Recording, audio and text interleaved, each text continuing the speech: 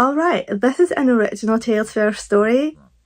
This is one of those where someone finally says no and protects what really matters. Alright, let's get into it. My parents demanded that my 12-year-old daughter pay $100 towards a present for her cousin. "If you don't pay, you are no longer family," my mom said. I didn't shout. I showed them who is no longer family. The next day, I had 53 missed calls. When I opened the front door, I knew something was wrong before I even saw Mia. The house had that too quiet feeling, like it was holding its breath, like the air had been told to keep a secret. Mia was at the kitchen table, shoulders hunched, backpack still on the floor where she'd dropped it. Her hair was pulled back too tight. Her hands were flat on the tabletop, palms down, like she was trying to keep them from trembling. "Hey," I said, soft. "What's going on?" She looked up, and that's when I saw it. The exhaustion that didn't belong on a 12-year-old. Not the normal middle school is annoying tired. Not I stayed up reading tired. This was the kind of tired you're not supposed to see on a 12-year-old. The kind that makes someone's eyes look older than the rest of their face.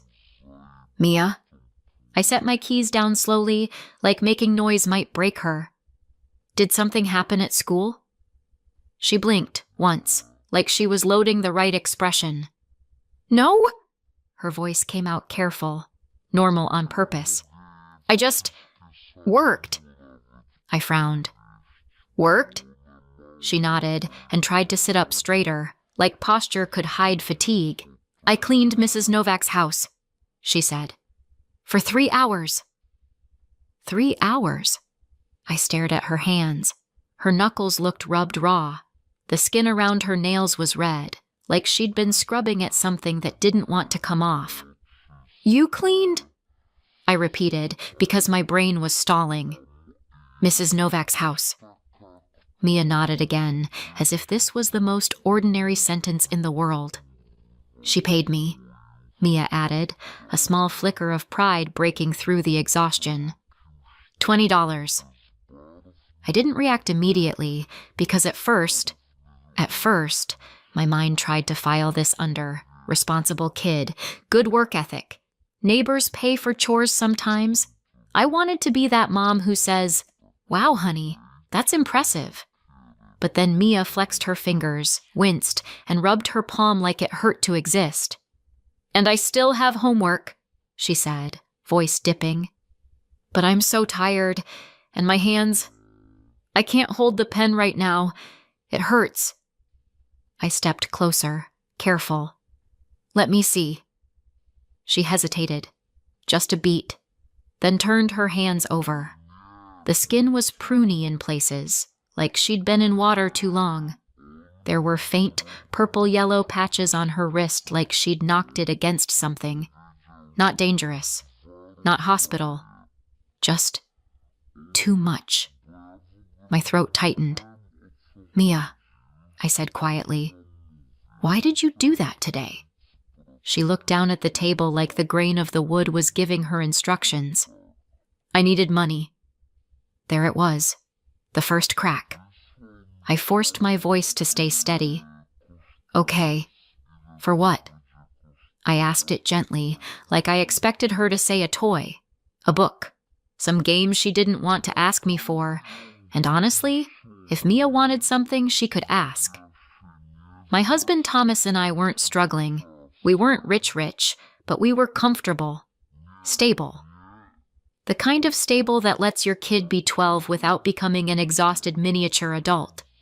So I smiled a little, just enough to keep her calm. "What are you saving up for?" I asked. "Do you want something special?" Mia's mouth opened, closed. She swallowed. "It's not for me," she said, and something in my chest went cold. "It's for Sophie." Sophie, my niece. My sister Heather's older kid, the one my family spoke about like she'd solved world peace. Mia cleared her throat. "They're collecting money. For her birthday." I stared at her. "Who is collecting money?" Mia shrugged, like shrugging could make this smaller. Everyone. Everyone. The word hit like a weight. How much? I asked, already knowing I wasn't going to like the answer. Mia's voice got smaller. 100. My brain did a strange little stutter. $100? She nodded. I just stood there, frozen, trying to make it make sense. Sophie was 12. Same as Mia. There was no universe where a 12-year-old should be working herself into soreness to fund another 12-year-old's birthday gift. That sentence shouldn't even be possible. Mia, I said slowly. Who told you that you had to pay $100? She hesitated again. Then, Grandma. My mother. Mia said it the way you say the name of someone who decides whether you're safe. And that's when I saw it. Beyond the tiredness, the other thing. The part that didn't come from cleaning. The part that didn't come from scrubbing floors. Fear. The kind that sits behind the ribs and presses. Mia, I said, very carefully. What exactly did Grandma say? Mia's eyes got shiny. She blinked hard, like she could keep the tears inside by force. She said... Mia's voice wobbled, just once, then she clamped it down. She said if I don't pay, I'm not... family. I felt my whole body go still. What? Mia stared at the table. She said if I don't contribute, I'm no longer family. I didn't move. I didn't breathe, because my brain was trying to reject it. Like it was an email phishing scam and my mind was highlighting the obvious red flags. That's ridiculous. That's not real. That's not something a grandmother says to a child. But Mia's hands were still red. Mia's eyes were still wet. And Mia looked like she'd believed it. Are you sure you understood her right? I heard myself ask, because denial is a powerful drug. Mia nodded quickly. Yes. She said everyone is contributing, and if I don't, then... I'm not family. A tear slid down her cheek. Then she added, I didn't ask you. I thought it had to be my money. Like if you pay, it wouldn't count. And... I broke open my piggy bank, but it wasn't enough. Mia, I said, and my voice did something I didn't like. It cracked at the edges. Oh, honey. She wiped her face with the heel of her hand like she was annoyed at herself for leaking. I think I shouldn't have told you, she whispered. My stomach twisted. Listen to me, I said. You didn't do anything wrong. But even as I said it, I knew something. This wasn't a misunderstanding. This wasn't a weird joke. This wasn't my mother being a little intense. This was my mother being my mother. I stood up so suddenly the chair scraped. Mia jumped. I'm going to call Grandma, I said. Mia's eyes widened. Mom, it's okay, I lied, because it was not okay and we both knew it. I walked into the living room with my phone, like physical distance could keep Mia safe from whatever was about to happen. I didn't call to scream. I didn't call to fight. I called because there was a part of me, one stubborn, hopeful, humiliating little part, that needed to hear my mother deny it. She answered on the second ring, cheerful, like she hadn't just snapped a child's sense of belonging in half. Hi, sweetheart, my mother said. Everything okay? I stared at the wall. Mom, I said. Mia told me something. I'm sure it's a misunderstanding. Oh, my mother's voice was light.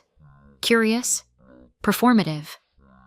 Mia said you told her she has to contribute $100 towards Sophie's birthday present. A pause. Not surprised. Not confused.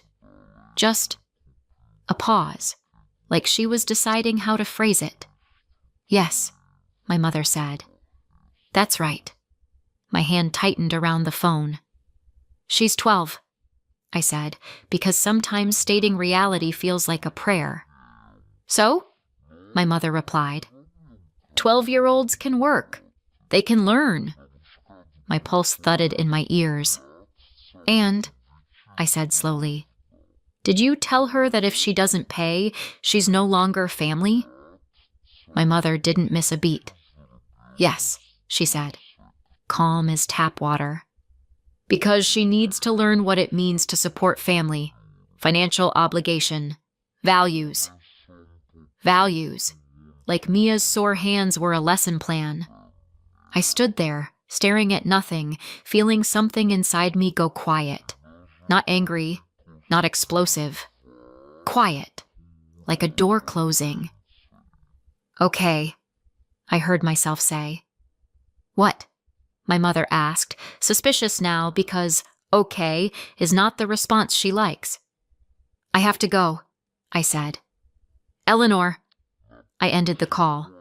I stood there for a second with the phone in my hand, and I could hear Mia in the kitchen shifting in her chair, the soft squeak of it, and I knew exactly what was going to happen next.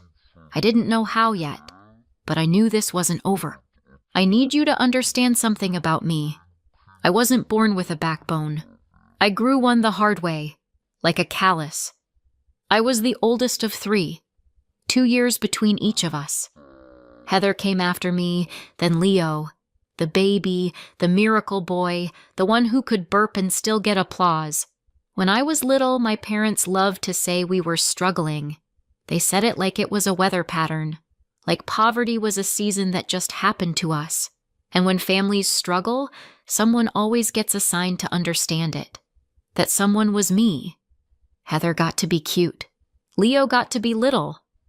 I got to be reasonable. On Christmas mornings, Heather would unwrap something that made her squeal. Leo would get something soft and bright and age-appropriate, and my mom would clap her hands and say, "Look at his face!" And I would get something, not nothing. That would have been too obvious. Something small, something safe, something that came with a smile and a line that sounded like praise. "You're older," my mother would say. "You understand." They said it like understanding was a gift, like it should make me proud. And for a long time it did, because if you're the kid who gets less, you learn to make a story that doesn't hurt. You tell yourself, they're younger, they need more. You tell yourself, we don't have money. You tell yourself, it's fine. I'm fine. Chores came next. When I was old enough to reach the sink, I was old enough to scrub it. I did dishes. I folded laundry. I cleaned. I helped. Heather was too busy with school. Leo was too little. Except then Heather stopped being too little, and somehow she stayed too busy. By the time Heather was the age I'd been when I started doing half the house, she still had the kind of chores that were optional, the kind you could forget without consequences. I had the kind that became my personality. "You're the responsible one," an adult would say, like responsibility was a crown and not a chain. And I believed them, because again, rigged game. But I didn't know it was rigged yet. I was 12 when I started working, dog walking, small cleaning jobs, odd little things neighbors paid kids for because it made them feel like they were helping. My parents loved it. Not in a "we're proud of you" way, in a "this is useful" way. They called me independent, mature, a helper. And what happened to the money? It didn't become mine. It went where family money goes when you're the oldest, into the household. Groceries, bills. We need it this week. Just until payday. You understand, right? I understood. I always understood. When Heather and Leo got old enough to work, they didn't. Not once. Not even for fun money. And do you know what I told myself? Not favoritism. I told myself, we must be doing better now, because imagining your parents are unfair is like imagining the floor might vanish. You'd rather keep walking and pretend you don't feel it wobble. If I ever hinted at it, if I ever let a sentence slip that sounded like, why do they get, my parents shamed it out of me. How could you even think that? My mother would say, wounded. Of course we love you all equally. Then she'd smile, sweet as poison. But you're the oldest, she'd add. You need to contribute. You need to be useful. That's what family is. Useful. That word stuck to me. It shaped me. It became the reason I didn't go to college. My parents told me they supported whatever I wanted. They were very generous with words. But money? They couldn't. They said it was wiser not to. They said it like they were giving advice. I looked at the costs and the lack of support and felt that heavy, practical certainty. There's no way. So I went straight to work after school. I started low. I climbed anyway. I didn't get the college experience. I got the pay rent and don't die experience. I worked hard. I got promoted. I became reliable. Eventually, I ended up in management. Stable, decent income. The kind of job that makes your parents proud when they can brag about it. And then Heather went to college. And Leo. There was money then. Not huge, not lavish, but enough. Enough that they could go. When I asked about it, careful, casual, pretending I didn't care, my parents gave me the same story. It was a few years later, they said. We were doing a little better. And then the line that always finished the conversation, you're the oldest. You have to understand. Heather studied something arts-related. She changed majors. She got married. Had 2 kids. Money was always a problem, always just out of reach. Leo graduated and then went traveling. I remember hearing about it and thinking, where did he get the money? I also remember the way my parents' voices sounded when they talked about it. He needed it. He was finding himself.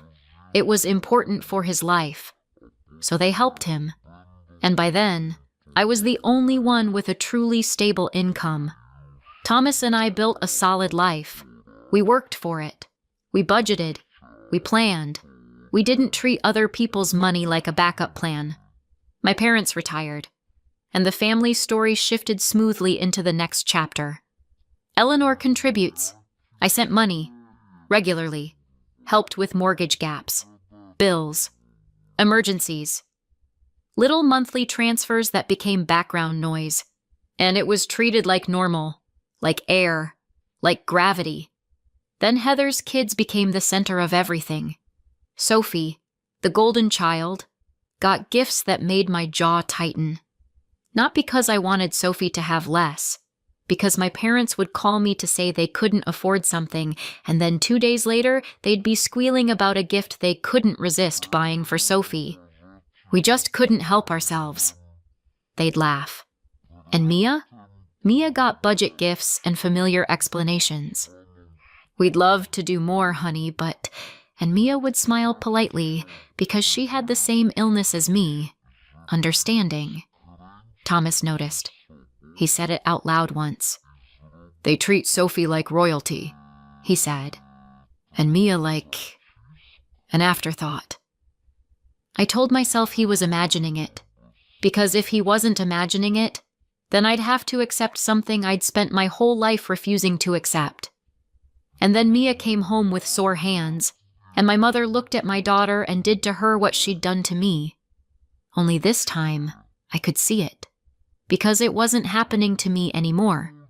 It was happening to my child, and suddenly, understanding didn't feel like a virtue. It felt like a trap. The call with my mother ended, and the house felt different. Like the moment a song cuts off mid-note and you realize you've been bracing for the chorus. Mia was still at the table. Thomas hadn't come home yet. And I was standing there with my phone in my hand, staring at the screen like it might apologize. I didn't call my sister right away. I want to say I did, like I was fearless and decisive and ready to burn bridges with a match and a smile. The truth is, I stood in the living room and told myself there had to be a reason. There always is. That's what people like me do. We collect reasons like receipts. Proof, proof, proof. So we're allowed to finally stop. Then I thought, Heather. And the weird thing is, I wasn't even calling to fight. I was calling because I needed clarity. Did my sister know they were shaking down a 12-year-old? Heather picked up like she'd been waiting. "Hey," she said, bright. I stared at my wall again. My walls have heard a lot. "Did you know," I said, keeping my voice flat, "that Mia was asked to contribute $100 towards Sophie's birthday gift?" Heather didn't hesitate. "Oh, yeah." Just, yeah. Like I'd asked if she knew it was raining. I swallowed. "Heather, she's 12. Heather sighed, already annoyed. "Eleanor, listen. It's for something big." "What?" I said slowly. "Is something big?" Heather's voice warmed up, like she couldn't wait to talk about it. "It's a horse camp," she said. "It's offered through school, like an optional thing. Sophie's best friends are going. She's been talking about it forever." A horse camp. Of course it was a horse camp. The kind of thing that costs a lot and makes everyone act like it's more important than it actually is. "How much?" I asked. Heather said it like it was obvious. "Tuition is $900. $900? I blinked hard. "So," I said, very calmly, "you're collecting money so your 12-year-old can go to a horse camp. And you decided my 12-year-old should help pay for it." Heather made a sound like I was being difficult, like I was refusing to join a group project. "Come on," she said. "It's only $100. "Only $100. I let the silence sit. Just a beat. Heather filled it with a little laugh that tried to sound light. "And I mean," she added, "I knew she's doing jobs now, so she has an income." My jaw tightened. I could hear Mia in the kitchen moving her pencil around, trying to pretend she wasn't listening. Heather continued, and her voice got that tone, half compliment, half expectation. "She's just like you were. Responsible," Heather said. "I thought you'd be proud." I felt something in my chest settle into place. Not rage. Not shock. Recognition. "No," I said. Heather paused. "No what?" "No," I repeated, clearer. "My daughter isn't paying for Sophie's trip." "It's not a trip," Heather snapped. "It's a camp." "Oh, sorry," I said, dry. "My bad. My 12-year-old isn't paying for your 12-year-old's $900 horse camp." Heather exhaled sharply. "God, you're so dramatic." I didn't raise my voice. I didn't argue the way we used to argue as kids, where you try to win by outlasting the other person. I just said, "We're not contributing." Heather's tone shifted, slightly colder. "Fine. It's your choice. But supporting family is a good thing, Eleanor. You know that." And there it was again. Family. Obligation. Contribution. The same song. Different verse. "I have to go," I said. Heather scoffed. "Whatever." I ended the call. I stood there for a second, phone still in my hand, and I felt empty. Not sad. Empty like you finally stop carrying something and your arms don't know what to do. Then I went to my computer, not because I'd planned it, because my body moved before my fear could argue. My banking app opened with that cheerful, neutral design, soft colors, friendly fonts, like it wasn't about to become a crime scene. I clicked into recurring payments, and there they were. Little lines, little labels, little normal things that had been siphoning off my life. Standing transfer, mom and dad mortgage, $450 per month. Standing transfer, Heather mortgage top-up, $300 per month. Monthly transfer, Heather kids, $75 per month. Monthly transfer, Leo support, $100 per month. Family utilities help, $60 per month. I stared, because when you see it all in one place, It stops being helping. It starts being a system. I clicked the first one. Cancel. Confirm. The screen asked if I was sure, in that polite tone apps use when they're about to change your life. Yes. Cancel. Confirm. One after another. It should have felt scary. It felt clean. Then I handled the access issue. The little ways my sister and brother had been able to treat my money like a shared resource. I revoked it. Removed it. Shut it down. No announcement. No warning. Just consequences. I didn't even realize I was holding my breath until the last confirmation screen disappeared and my lungs remembered how to work. I leaned back and laughed once. Quiet. Disbelieving. Not because it was funny, because it was absurd. Because I'd been doing this for so long, I'd forgotten I could stop. The front door opened an hour later. Thomas walked in, tie loosened, face tired. He paused when he saw me at the computer. "What are you doing?" he asked. I turned to him, and my voice came out steady. "I'm taking back control of my life." Thomas stared at me for a second. Then his shoulders dropped like he'd been waiting years for those words. He didn't cheer. He didn't tell me I told you so. He just nodded once. "Okay," he said. "I'm here." Mia appeared in the doorway like she'd been hovering. She held a little envelope in her hands, crumpled bills and coins inside. "I counted," she said quickly. "I have $90 now. Even with the 20, I still don't have 100. I just need 10. My stomach clenched. Mia's voice got brighter, like she was trying to sell me on the plan. "I'm gonna go ask Mrs. Novak if she needs anything else cleaned," she said.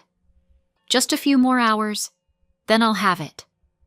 She said it like it was normal, like it was reasonable, like it was her job to buy her place in the family. I reached into my pocket and pulled out a $10 bill. I didn't make a speech. I didn't ask if she wanted it. I just placed it in her hand. Mia blinked at it, confused. "Mom?" Then I held her gaze. "You're not going," I said. Mia frowned. "What do you mean, I'm not going?" "You're not paying," I said, clear. "You're not going, and we're not paying them a penny." Mia's face shifted, confusion to panic in real time. "But Grandma said..." Her voice shook. "Grandma said if I don't pay..." She stopped mid-sentence, as if saying it out loud was painful to her. I crouched so I was eye level with her. "Mia," I said, low and steady, "listen to me. You don't pay for love. You don't pay for approval. If someone tells you your place in the family costs money, then that's not love. That's a transaction." Mia stared at me like she was trying to learn a new language. "If they want you," I continued, "they want you because you're you, not because you scraped together $100. Mia's fingers tightened around the 10. "But what if they don't?" she whispered. I swallowed. "Then that hurts. And it's not your fault. And we don't chase people who treat you like that." Mia's eyes filled again. "Everyone's going to be mad." "Let them," I said, and my voice didn't shake. "If their love comes with a price tag, then it's not love, and you're not buying it." Mia stared down at the bill. "Why did you give me the 10? She asked, small. "Because I want you to have it," I said. "It's yours. You can spend it on yourself. And because you don't need to work yourself sick to keep adults happy." Behind her, Thomas didn't speak.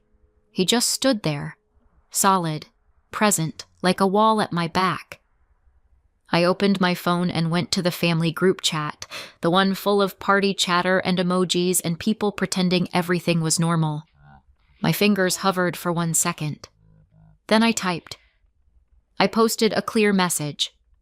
Mia would not attend Sophie's birthday party because she was asked to pay $100 towards Sophie's present, and I do not allow that. We would not be coming. Send. The chat went quiet for exactly 3 seconds. Then it started. Message after message. Calls. More calls. I set my phone down. I didn't answer. The next day, I had 53 missed calls. It was not over. It was just the beginning. A few days later, I went to pick Mia up from school. I was tired, but it was the clean kind of tired. The kind you feel after making a decision you should have made years ago. I pulled into the pickup line, and my heart dropped before the car even stopped. Because I saw them, my parents, standing near the curb like they belonged there, like they had a right, and Mia was with them, close to tears. I hadn't removed them from pickup permissions yet. It hadn't even occurred to me that they'd try this, that they'd go around me. I parked wrong. I didn't care. I got out and walked fast. "Mia," I said, sharp with fear. "Hey, what's going on?" My mother turned with that familiar expression, concern arranged neatly on her face. "Oh, Eleanor," she said, like I'd interrupted something normal. "We just had to talk to her." My father stood beside her, quiet, watching, saying nothing as usual. My hands curled into fists. "Why are you talking to my child?" My mother's mouth tightened. "Don't make this harder than it has to be." That sentence. Always that sentence. Mia's eyes were glassy. Her face was strained like she'd been holding in sobs for the last 10 minutes.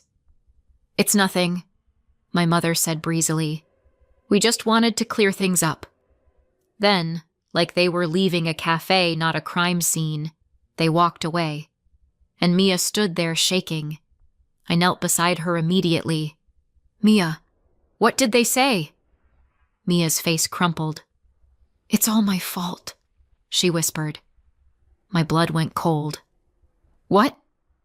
"I destroyed the family," Mia said, voice breaking. "Everyone's mad, and it's because of me." I stared at her, horrified. "Mia, no. I shouldn't have told you," she rushed, words spilling like panic. "I should have just paid. Then you wouldn't be fighting with them. You're not talking to them because of me." I felt sick. I felt rage, hot, sharp, at my parents for putting this on a child. And worse than the rage was the realization. It had worked. They'd found the one pressure point that could still move me. "Mia." I took her face gently in my hands. "Mia," I said, slow and clear. "Look at me." She tried. She was crying now. "This is not your fault," I said. "Not in any way." Mia shook her head like she didn't know how to believe it. "They said," she sobbed. "They said I broke the family." I swallowed hard. "No," I said. "They did. A long time ago. You just showed me." Mia's breath hitched. I stood up and took her hand. "We're going home." In the car, she kept wiping her face, like she was embarrassed to be human. When we got home, Thomas was there. He saw Mia's face and his expression changed instantly. "What happened?" he asked. I didn't answer right away. I shut the door behind us with a careful click. Then I said, "They cornered her at school." Thomas's jaw tightened. We sat with Mia at the kitchen table, the same table where this started, and we did something I should have done sooner. We told her the truth. Not in a dramatic speech. Not in a lecture. In a way a child could carry. "Mia," I said, "relationships aren't supposed to feel like this. Love isn't supposed to come with threats." Thomas leaned forward. "Grown-ups don't get to blame kids for grown-up choices." Mia's voice was small. "But they're family." I nodded. "They're related to us. That's not the same thing." And in that moment, I made the decision that changed everything. It wasn't just money anymore. It wasn't just a boundary. It was safety. They didn't get access to my child. Not ever again. A few weeks passed. I removed my parents from every pickup list, every contact list. I took every administrative step required to make sure they couldn't do an end run around me again. It wasn't dramatic. It was paperwork. Then, a few weeks later, the doorbell rang. I looked through the peephole, and there they were, my parents, and Heather. They stood on my porch like a committee that had come to audit my boundaries. Thomas moved in behind me, quiet, solid, the human version of don't try it. I opened the door. My mother smiled first. She always smiled first. Like if she smiled fast enough, she could skip the part where she'd done something wrong. "We're willing to let this go," she said. Heather nodded, like she was signing off on a budget. "Yeah. Mom says you're still upset about the $100 thing." "The $100 thing," I repeated. My mother waved a hand. "It was a misunderstanding." Heather snorted. "Not even. Just a bad idea." "Fine. We hear you." That was their apology. A shrug wearing lipstick. My father stared past my shoulder into my house, like he was checking whether the lights were still on, like my home had always belonged to him a little. My mother took a breath, and her tone shifted into the real reason they'd come. "Okay," she said, bright. "So, we can put this behind us and go back to normal." Normal. There it was again. Normal. I pay. You pretend. Heather's voice went tight, urgent. "Because I'm behind, Eleanor, and Mom and Dad are stressed. This isn't cute anymore." I didn't move. I didn't invite them in. I didn't offer water. I just let the porch air do its job. "No," I said. My mother blinked, offended by the concept. "No." "What?" "No to normal," I said. "No to payments. No to you showing up here like this is a negotiation." Heather laughed once, sharp and humorless. "Are you seriously punishing everyone because Mom said something stupid?" I looked at her. "Heather, your definition of punishment is me not funding your life." My father finally spoke, soft and aggrieved. "We're family." "Yeah," I said. "That's the problem. You keep saying family and hearing ATM." My mother's smile cracked. "Eleanor, don't be nasty." I tilted my head. "I'm not being nasty. I'm being accurate." Heather lifted her chin. "You make more than me. You can help. You've always helped." "And you've always taken," I said. No heat, just truth. Heather's eyes narrowed. "Excuse me?" I pointed with my chin, not my hand, small, controlled. "When I was 12, I worked. I handed my money over. You didn't. Leo didn't. You all called it being the oldest when it was me, and being young when it was you." My mother's mouth tightened. "We did our best." "You did what was convenient," I said. "Then you got older, and you called it values." My father's jaw flexed like he wanted to argue, but he didn't have a clean place to stand. Heather tried anyway. "This is selfish. Sophie needs that camp," I cut in gently, which somehow made it sharper. "No, Sophie wants that camp. Mia needs her family not to treat her like a bill collector." Heather's face went red. "Oh my God, you're acting like we asked her to sell an organ." "You asked her to sell her peace," I said. "For a horse camp." Silence landed. Not dramatic, not cinematic. Just the moment where the math finally showed on their faces. My mother tried to regroup. Fine. Mia shouldn't pay. You're right. Happy?" I waited, because that wasn't the point, and they knew it. My father cleared his throat. "So, what do you want?" There it was, finally honest. "What do you want so we can get the money back?" "I want you off my daughter," I said. "Forever." My mother stiffened. "We are her grandparents." "And you used that to make her cry at school," I said. "So no, You don't get that title anymore. Not in practice. Heather took a step forward, voice sharpening. You can't keep her from us. Thomas moved, just a half step closer behind me.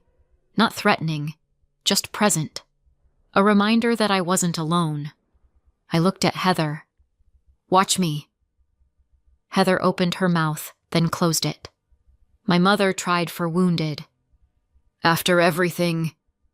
I didn't let her build the speech. After everything, I learned something important. I turned my head slightly, not taking my eyes off them. Mia, I called. Mia appeared in the hallway, small and tense like she expected lightning. Thomas shifted closer to her, still not touching, just anchoring. My mother's voice snapped. Eleanor, don't drag her into this. I kept my tone level. I'm not dragging her. You already did.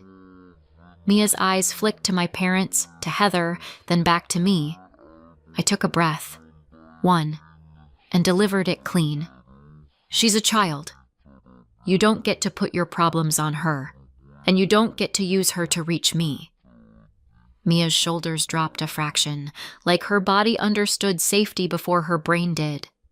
Heather's face went pale in a way that made her look younger, smaller. My father stared at the porch boards like they might open up and swallow him. My mother's mouth worked, open, close, like she was searching for a word that wasn't ugly. She didn't find one. Heather recovered first, because she always did. This is unbelievable. I nodded once. Yeah, it is. My mother's voice went flat, icy. Fine. They turned and walked away with the stiff dignity of people who'd tried nothing and were all out of ideas. I watched them reach the driveway. Then I closed the door. Click! And that was it. No speech, no debate, no encore. Just the sound of an ending that didn't need their permission. 6 months later, still no contact. I don't hear from them directly because I don't answer, but somehow I still get updates from relatives who don't want to get involved.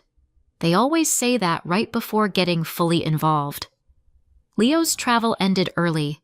Apparently, self-discovery has a return policy when the money runs out. Heather picked up longer hours and now looks permanently offended by reality. She complains a lot, which is fair. Paying your own bills is a bold new experience. My parents are selling the house. They're calling it downsizing and going cozy. Sure, cozy is one word for we can't afford this anymore.